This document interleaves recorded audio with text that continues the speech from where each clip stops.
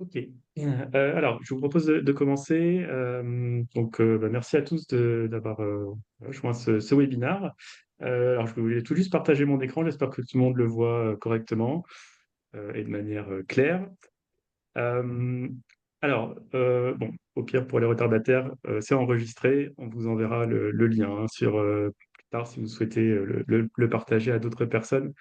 Donc, le webinaire d'aujourd'hui consiste en fait à vous présenter notre nouveau module évaluation et bilan, qui vient en fait compléter l'offre pédagogique qu'on est en train de construire en fait dans Educa, avec d'autres modules qui ont fait leur apparition depuis déjà quelques mois, quelques années dans Educa. Un ensemble pédagogique qui est constitué d'un module emploi du temps, pour constituer de manière simplifier un emploi du temps. Un module de classe qui va être un portail qui va permettre de regrouper l'info pédagogique et les interactions entre les enseignants, les parents et les élèves. Un module réunion parents-prof également, qui rentre dans cette offre de modules. Un module de gestion des absences qui a fait son apparition il y a quelques mois pour gérer notamment l'appel en classe des élèves par les enseignants, et un module messagerie interne que j'inclus aussi dans cet ensemble qui permet notamment de gérer par une messagerie dans Educa la communication entre tous les utilisateurs potentiels d'Educa, mais notamment les enseignants et potentiellement les élèves et les parents. Voilà. Et donc, aujourd'hui, l'idée, c'est de vous présenter notre dernière pierre, on va dire, qu'on a rajoutée sur cette offre, qui est le module évaluation et bilan. Donc, pour vous expliquer un petit peu le contexte de ce module et globalement, qu'est-ce que on a développé sur ce module. Donc, l'idée, c'était d'offrir un module qui permet donc de gérer ce processus d'évaluation par compétence et prioritairement sur toute la partie primaire. C'est vraiment le périmètre qu'on cible sur cette version.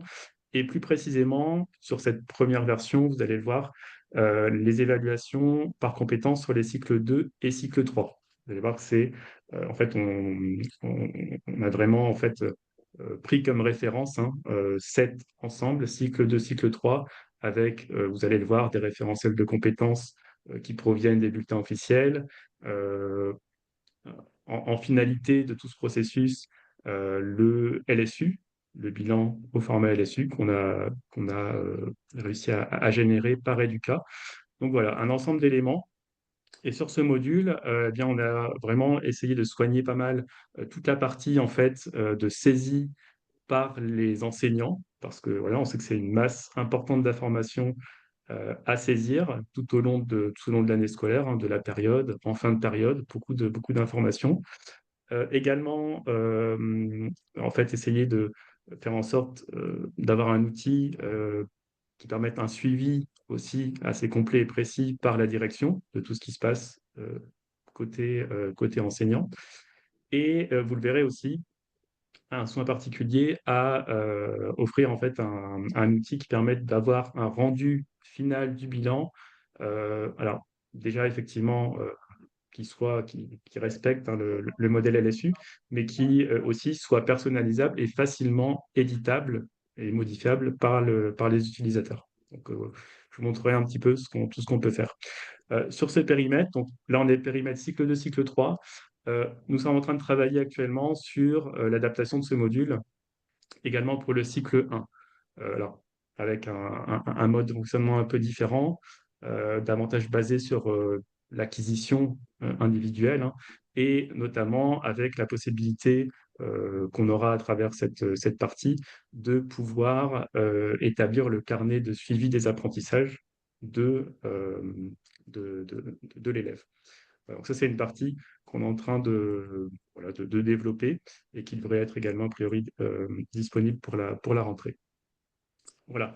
Donc, pour entrer dans le détail du module, alors vous allez voir, dans ce module, en fait, on a, disons, un processus qui va se passer en 4 grandes étapes que je vais vous montrer un peu plus en détail.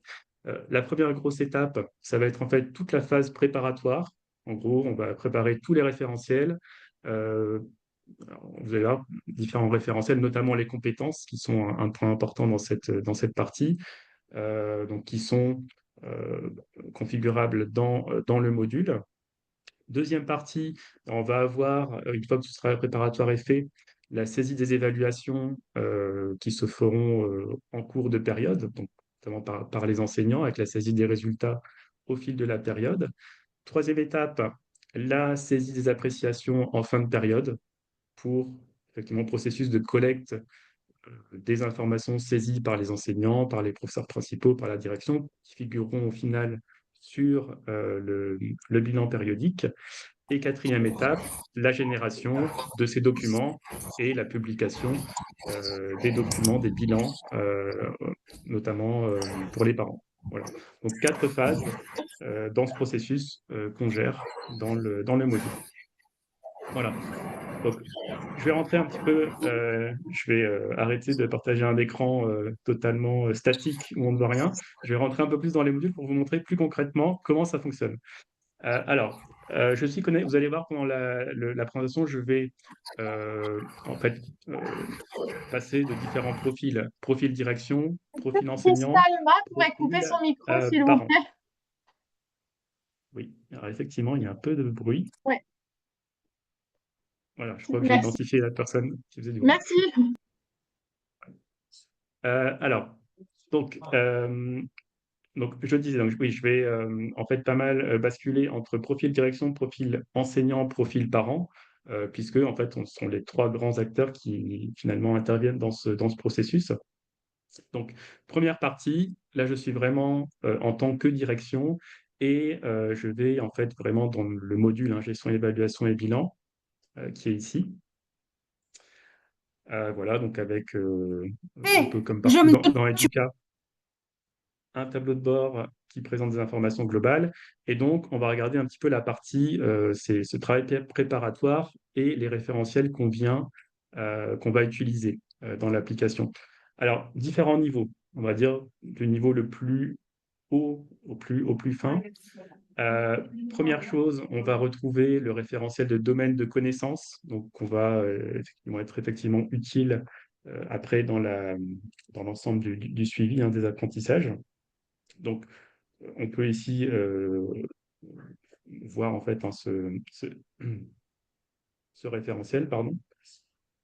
Donc, un point que vous allez voir, et c'est en fait vraiment dans le but de faciliter aussi l'apprentissage de ce module et la manipulation du module, c'est que vous verrez que tous les référentiels en fait qu'on intègre dans ce module pourront être facilement importés depuis des référentiels que nous on mettra à disposition. Donc globalement, en fait, on se base sur les référentiels des bulletins officiels qu'on a ramenés ici dans l'application. Et donc, vous ne partirez pas de zéro, vous n'aurez pas besoin de tout paramétrer même. Vous pourrez repartir de ces référentiels mis à disposition, que ce soit pour les domaines de connaissances, et on va le voir après pour les compétences, avec malgré tout, l'idée c'est qu'on part de ce modèle, de cet import de référentiel de base, et ensuite il est quand même possible dans Educa de venir modifier les référentiels de compétences selon ce qui pourrait être peut-être plus pertinent pour votre établissement. Donc il y a une marge de manœuvre, on n'est pas complètement figé sur ces référentiels de compétences. Voilà. Donc, premier référentiel, domaine de connaissances, et je vais vous montrer le second, qui est le référentiel de compétences ici. Alors, donc, pour vous montrer rapidement, donc on retrouve ici vraiment le référentiel qu'on peut venir importer. Il est possible de créer un programme de zéro, s'il y a des programmes de compétences spécifiques, c'est possible. Et donc ici, vous voyez, on retrouve par discipline l'ensemble des compétences qui sont ici, rattachées au domaine voilà, de connaissances liées. Et donc, voilà, on a cet ensemble de compétences de départ. Et en fait, il est assez simple. par copier-coller, éventuellement de venir rajouter des éléments dans ce référentiel. Donc, ça reste vraiment quelque chose de personnalisable ici. Voilà. Donc, référentiel de compétences. Ensuite, autre point de paramétrage vraiment intéressant dans cette partie, c'est l'échelle d'évaluation qu'on va retrouver ensuite pour effectivement évaluer les élèves. Donc, de la même manière, en fait, le module viendra paramétrer avec une échelle de base qu'on a repris du LSU, hein, qui est ici. Donc, vous voyez, on retrouve ici les différents niveaux de maîtrise euh, par défaut, hein, qui seront utilisables d'emblée. Mais pareil, on n'est pas resté uniquement figé sur ce référentiel-là. On peut très bien créer d'autres échelles d'évaluation voilà, si on en a besoin. Donc, c'est une possibilité qui est offerte ici. Voilà. Ensuite, autre composante également qui sera très importante, c'est de définir des périodes d'évaluation. Donc là, pareil, c'est un concept qui est également personnalisable. Donc, on peut définir par cycle des périodes différentes, hein. On pourrait très bien faire du semestre 1, semestre 2 sur le cycle 2 et du trimestre 1, 2, 3 sur le cycle 3. On pourrait très bien faire ça. Donc, après, bon, ça va peut-être pas, c'est peut-être pas la réalité, hein, mais en tout cas, oui, vous avez une marge de manœuvre pour vraiment paramétrer la chose comme vous le souhaitez, selon la pratique de l'établissement. Voilà. Donc, ça, c'est le deuxième point important. Également, euh, comme un peu partout dans l'éducation, hein, vous avez cet ensemble de paramètres qui sont annualisés. Donc, ça veut dire que d'une année à l'autre, si, bah, je ne sais pas, cette année, vous êtes en semestre et puis l'année prochaine, vous voulez passer en trimestre, c'est totalement possible. Il n'y a pas de restriction par rapport à ça. Voilà. Euh, Ensuite, quand on redescend encore un peu plus finement dans les référentiels et l'ensemble des données préparatoires qui vont permettre après d'évaluer, on a cette partie qui est vraiment ici importante parce que en fait, elle va déterminer vraiment qu'est-ce qui va être évalué. Donc, ce sont les matières enseignées qu'on retrouve ici. Donc, cette partie matière enseignée, donc, elle va vraiment permettre de décliner les matières, les sous-matières qui vont ensuite faire l'objet d'évaluation. Ça va aussi déterminer en fait, les informations qui vont être présentées à la fin sur le bilan. Donc, tout ça, c'est complètement, on peut changer l'ordre, etc., pour retrouver l'ordre qu'on souhaite, le niveau de détail qu'on souhaite dans le bilan périodique qui sera ensuite généré. Voilà. Après, encore une fois, l'idée, c'est de laisser une marge de manœuvre. Maintenant, on a quand même un paramétrage censé voilà, suivre aussi les règles de l'éducation nationale. Donc voilà, on a quand même une base de départ, on va dire. Voilà. Donc, si on regarde donc, les matières, sous-matières, donc on peut venir ici paramétrer ça. Et donc, l'idée, c'est que sur cet écran, on va vraiment venir faire le lien entre la matière, sur chaque période, bah, pour quelle classe on va venir l'évaluer, quel sera l'enseignant qui va venir évaluer.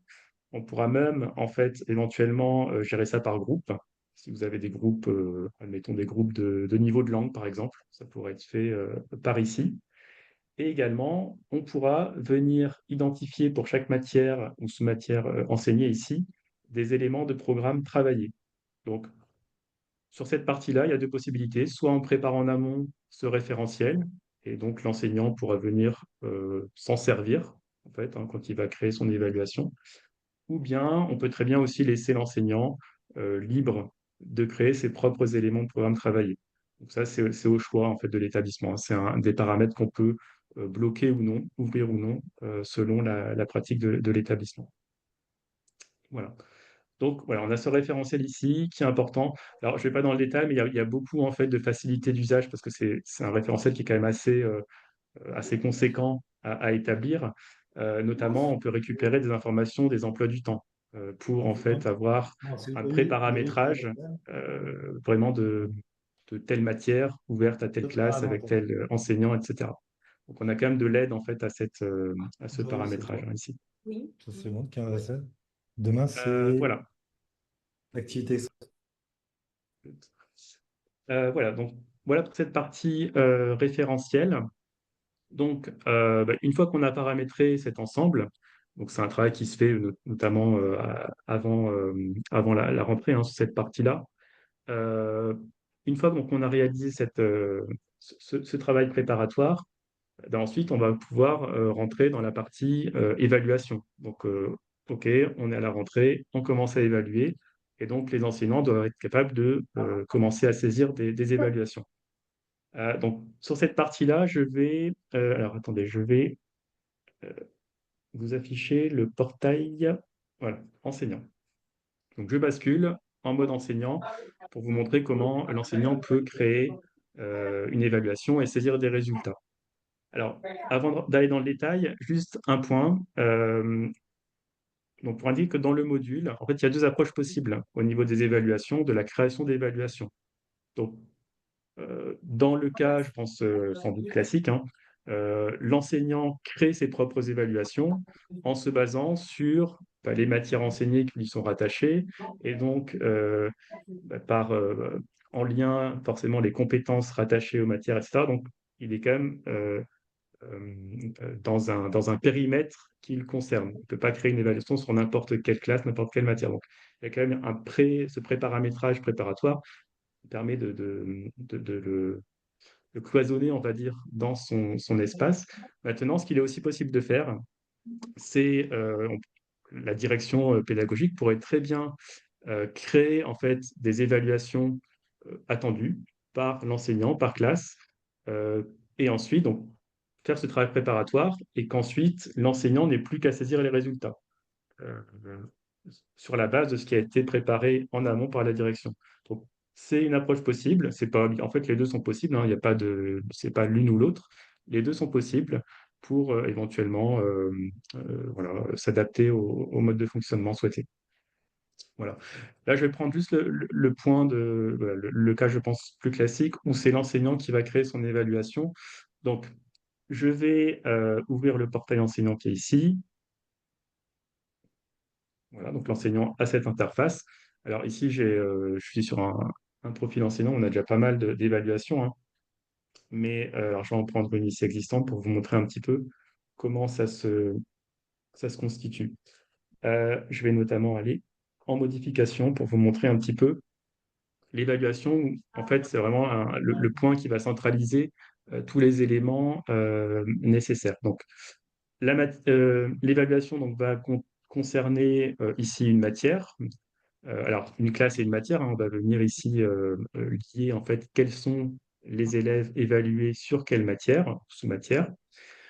On va donner un titre à l'évaluation, une date, et donc on va déterminer la période hein, de rattachement, une description, les compétences qui vont être évaluées sur cette évaluation. Donc là, le système, selon la matière qui a été enseignée, en fait, il va nous proposer hein, les compétences adéquates ici, parmi lesquelles on pourra choisir pour cette évaluation. Des paramètres ici, notamment, il est possible sur une évaluation de mettre en ligne l'énoncé ou le corrigé de l'évaluation. Donc, cette partie-là, c'est possible de l'uploader, ce n'est pas forcément obligatoire, mais on peut le faire. Ce qui aura pour incidence, on le verra ensuite, que le parent pourra avoir éventuellement l'énoncé et le corriger. Voilà. Et les derniers éléments de l'évaluation, les éléments de programme travaillé. Donc, qu'on peut venir ici, alors donc, comme je le disais tout à l'heure, soit choisir parmi le référentiel qui a été pré-paramétré, soit venir ici saisir manuellement. Voilà. Voilà, donc ça, c'est les composantes qui constituent l'évaluation ici. Voilà, et on peut voir ici un petit résumé. Maintenant, une fois que l'évaluation est créée, eh bien, l'enseignant va saisir les résultats. Et donc, pour cette partie-là, donc on a créé cet écran. Alors c'est un tableau en fait hein, qui est constitué selon les éléments, les élèves et les compétences qui sont évaluées, qui permet en fait de saisir assez rapidement hein, pour l'enseignant les résultats. Voilà, on peut très bien dire pour tous mes élèves, je vais mettre acquis pour tout le monde, et puis après je vais changer individuellement ceux qui ne seraient pas en acquis, par exemple. Donc on peut faire ça de manière assez rapide. On peut aussi le faire de manière individuelle, hein. On a une petite interface de saisie ici qui permet de saisir individuellement et potentiellement de venir mettre un commentaire pour l'élève avec voilà, une petite mot d'encouragement ou autre. C'est pas obligatoire, mais on peut le faire par ici. Voilà. Donc la saisie des résultats. Et à l'issue de ça, en fait, le, comment dire, l'enseignant va venir, alors il n'est pas obligé, hein, mais ici, publier les résultats. Donc publier les résultats, en fait, ça aura pour incidence de notifier les parents et de rendre l'évaluation visible sur leur portail. Je vais vous montrer juste après la vue parent. Vous verrez que l'idée, hein, c'est que derrière, le parent puisse suivre, si on publie évidemment les évaluations, que les parents puissent suivre de manière continue finalement les évaluations qui sont faites sur les enfants. Voilà. Donc voilà pour cette interface de saisie. Alors je vais vous montrer, j'en ai parlé, euh, la partie parent. Voilà, donc je bascule maintenant en tant que parent. Donc le parent, il a son portail Educa et il va retrouver ici la partie vie de classe. Donc cette partie vie de classe, hein, ici en fait, elle est plus large que simplement les évaluations, hein. L'idée c'est que dans la vie de classe, on retrouve des publications qui peuvent être des galeries photos, des articles en fait poussés par les enseignants de la classe. Vous voyez, ça peut très bien être aussi des retards, des absences. Mais également ici, vous allez voir évaluation.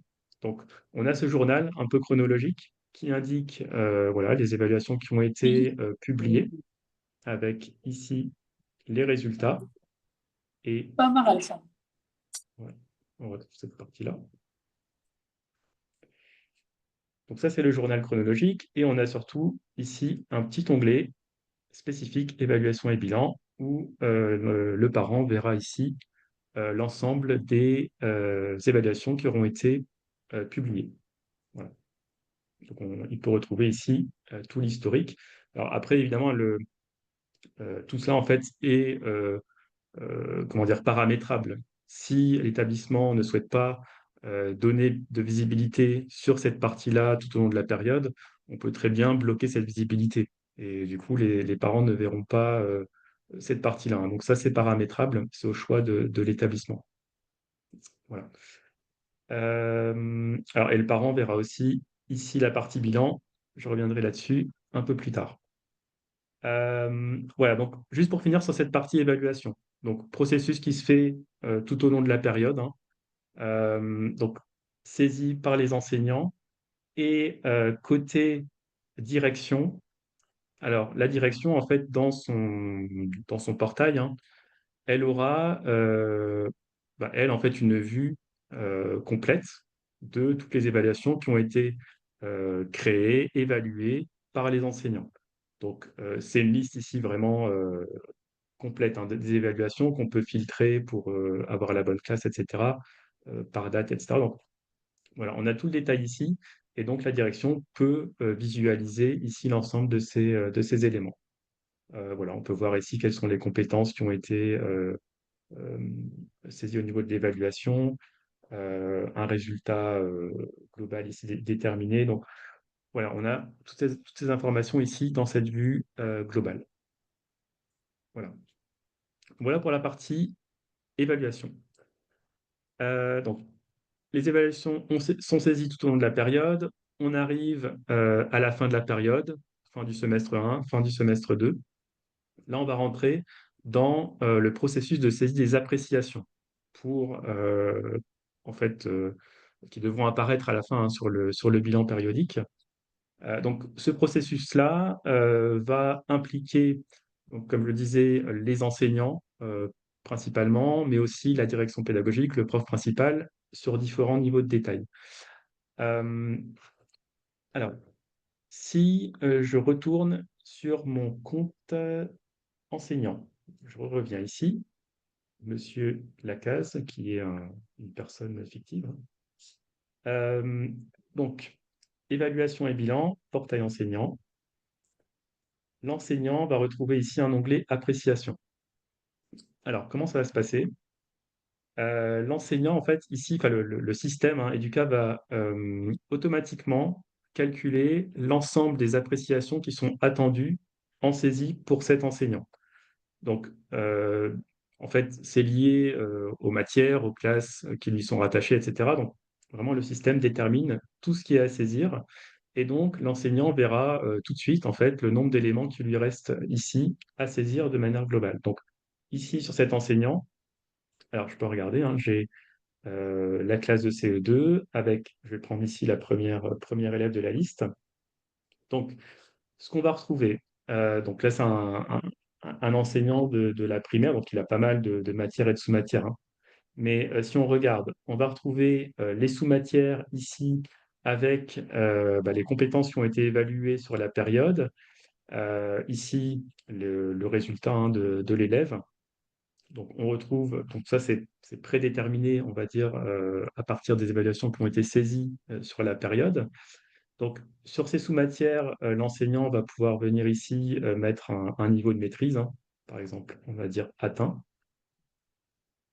Donc, ça, c'est le travail sur les différentes sous-matières. Ensuite, si on descend, donc là, on retrouve les sous-matières ici.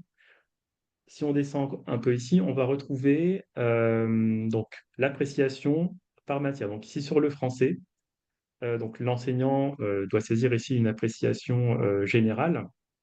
Et donc, on va avoir ici cette encadrée qui va s'afficher.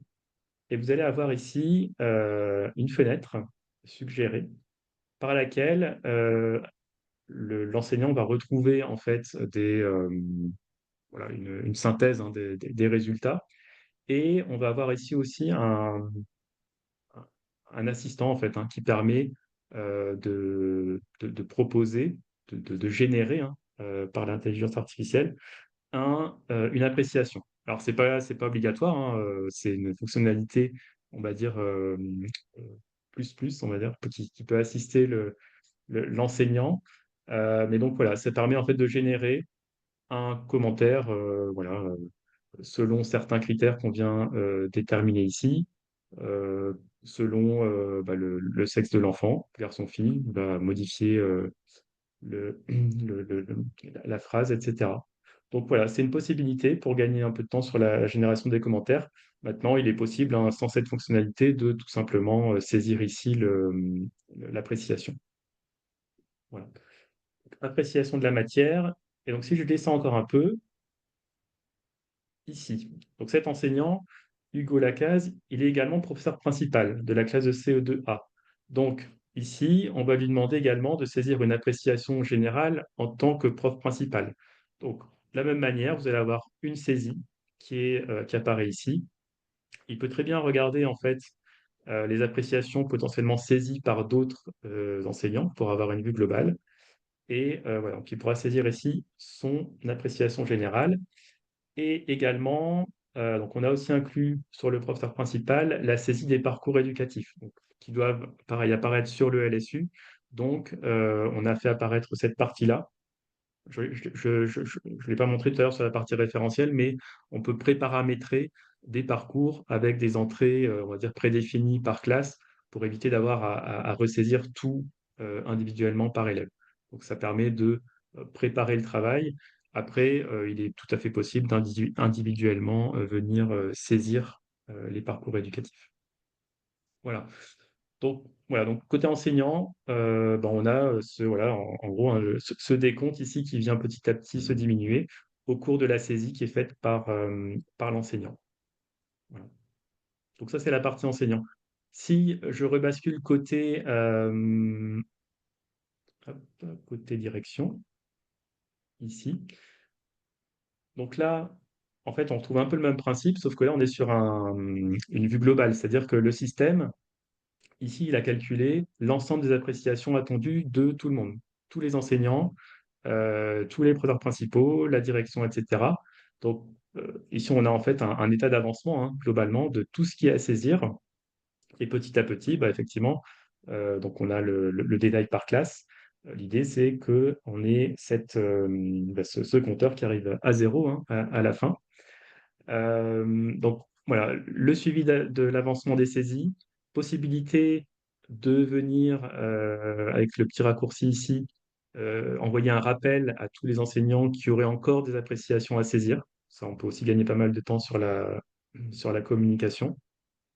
Voilà, et visibilité en fait, hein, pour la direction de l'ensemble des éléments. Voilà.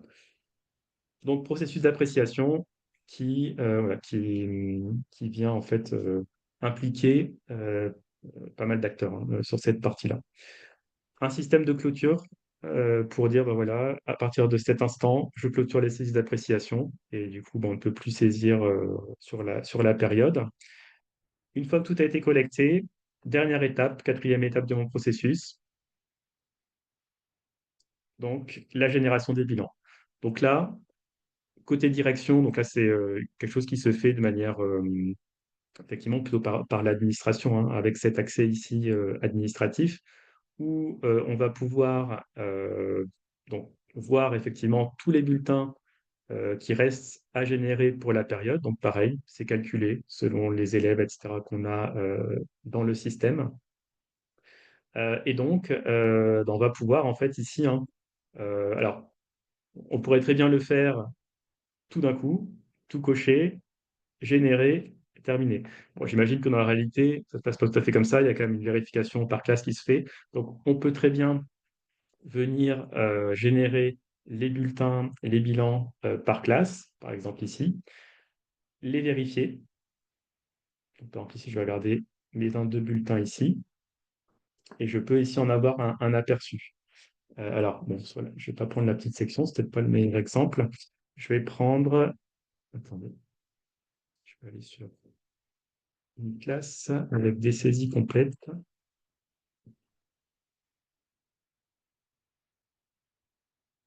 Voilà, je vais aller ici. Je vais prendre ma classe de CM1A ici, avec notamment, alors j'ai 7 élèves ici, où on a toutes les appréciations qui ont été saisies, je le vois ici, et donc je peux très bien avoir un aperçu de mon bulletin avant de le générer de manière plus globale, hein. Donc voilà la génération, l'outil de génération du document. Donc vous voyez ici, sur le document qui est généré, donc on reprend vraiment le standard LSU, hein, avec les différents éléments qui doivent apparaître, les différentes sections. Donc la partie suivi des acquis scolaires de l'élève, en reprenant ici, pardon, l'ensemble des éléments qui ont été évalués, avec ici l'échelle LSU, les appréciations pour chaque matière. Donc, pas mal ici, je vais jusqu'en bas. La partie bilan de l'acquisition des connaissances et compétences avec appréciation générale sur la progression de l'élève. Ce qu'il faut savoir, c'est que là, on peut vraiment jouer sur qu'est-ce qu'on souhaite afficher. On n'est pas obligé d'afficher forcément tous les détails par défaut, hein. On peut jouer sur la mise en page.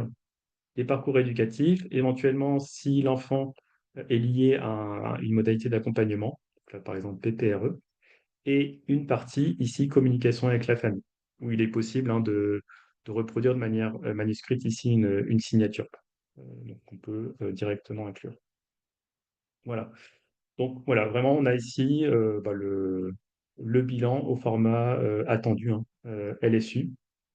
Alors, ce qu'il faut savoir, c'est que, et je finirai sur cette partie-là, c'est que on peut très bien, donc le modèle LSU, c'est le modèle par défaut qu'on a paramétré dans Educa, mais on peut très bien définir d'autres types de modèles de bulletins. Vous voyez ici, ça se base exactement sur les mêmes données, sauf qu'ici, j'ai présenté les données de manière très différente, avec un en-tête beaucoup plus personnalisé. Ici, hein, les éléments présentés différemment, hein, avec des positionnements, etc. Mais voilà, toujours basé sur la même base d'informations saisies, évaluation, appréciation, mais présenté différemment. Voilà. Et tout ça, hein, c'est complètement personnalisable en fait par le module. Voilà. Alors, dernière petite chose, et après je promets, c'est vraiment la dernière. Côté parents, donc comme je le disais tout à l'heure, le parent retrouve ici tous ses bilans donc, qui ont été générés donc dans Educa. Et ce qui est intéressant, c'est qu'en fait ici, puisque dans Educa, on est dans une base multi-année, multi-annuelle, en fait, on va retrouver petit à petit l'ensemble de l'historique qui va être historisé dans Educa, ici. Donc, les bilans par période et par année, au fur et à mesure qu'on aura du contenu. Voilà, donc résultat final, on va dire, le bilan posté, publié pour le parent, tout beau, tout propre, prêt à la lecture. Voilà. Voilà pour le processus. Donc, voilà, mes 4 étapes qui sont là. Voilà, j'ai fait le tour, on va dire, du module, de manière